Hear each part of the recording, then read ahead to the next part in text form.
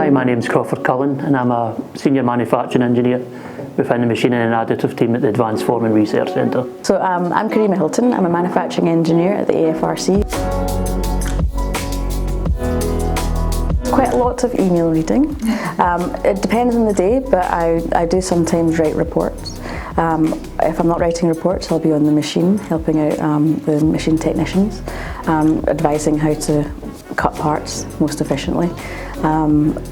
And I'm also carrying out a European project at the moment where I'm doing a lot of leading, so I speak to a lot of my colleagues, making sure they're on track with a lot of the work that they're doing at the moment. So personally I've been to Germany, France, Switzerland, Italy a few times.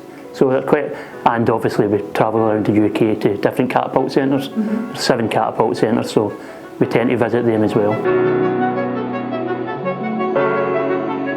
I definitely think maths and physics. A lot of people don't like maths, but I think it's something to really stick to because we do use it on a daily, weekly basis, so it's a really good skill to have. And if you enjoy maths, then engineering is the way to go. So I came down the apprenticeship route many years ago.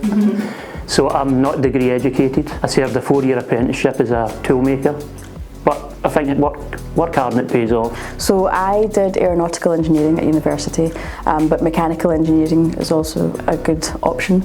A few of my colleagues also started off as an apprentice. We're all on the same level of the career, so it doesn't matter if you have a degree or if you have do your apprenticeship, you get to the same place in the end.